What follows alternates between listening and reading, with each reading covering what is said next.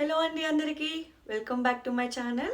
So ఇప్పుడే big boss episode చూడడం జరిగిందనమాట. అండ్ తెలిసిన సోర్సెస్ నుంచి కూడా అన్నీ వెరిఫై చేస్తే తెలిసింది ఏంటంటే శ్రీజ వెళ్ళిపోయారు అని. చాలా డిసప్పాయింట్మెంట్ థింగ్. శ్రీజకి నిజంగా ఈ వారం టాస్కుల్లో కూడా అన్యాయం జరిగింది.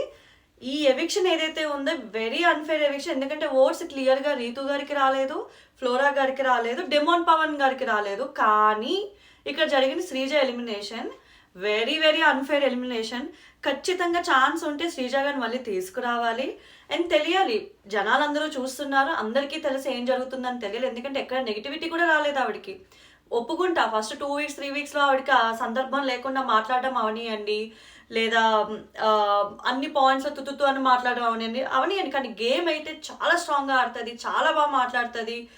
ఆమె కళ్యాణ్కి ఒక సపోర్ట్ తీసుకున్నాం కానీ, స్టాండ్ కానీ, కళ్యాణ్ అనే కాదు వేరే వాళ్ళకి కూడా, సుమన్ అన్న పర్లేదులే అన్న, ఇది ఆడకపోయినా ఏం కాదు, మళ్ళీ బాగా ఆడదాం, ఏం కాదులే అన్న అని చెప్పి ఎంత స్పోర్టివ్గా తీసుకొని ఎప్పటికప్పుడు డీమోటివేట్ అవ్వకుండా చాలా స్పిరిట్ ఆవిడ టాస్క్స్ అన్ని ఆడారనమాట. నాట్ ఓన్లీ విత్ సుమన్, ఆవిడ క్యాలిక్యులేషన్ కూడా ఎంత బాగుంటుంది అంటే పక్కాగా బాగుంటుంది. ఉన్నది ఉన్నట్టు మాట్లాడుతుంది, ఉన్నది ఉన్నట్టు మొహం మీద చెప్తుంది అనమాట.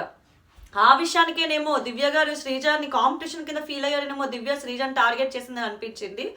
ఏ మాటకు ఆ మాట. వెరీ అన్ఫేర్ ఎలిమినేషన్ అనమాట, డెఫినెట్లీ అన్ఫేర్ ఎలిమినేషన్. అస్సలు ఎక్స్పెక్ట్ చేయలేదు. ఇంకా నేనైతే యాక్చువల్ రివ్యూ నాకు సార్ నేను ఇంకా చేయలేదు, నేను చేసి రేపు మార్నింగ్ పెడతా అనమాట. సీరియస్లీ డిసప్పాయింటెడ్ అని చెప్పాలి, ఫ్రాంక్లీ స్పీకింగ్. ఇప్పటికైతే ఈ అన్ఫేర్ ఎలిమినేషన్ కోసం ఈ వీడియో.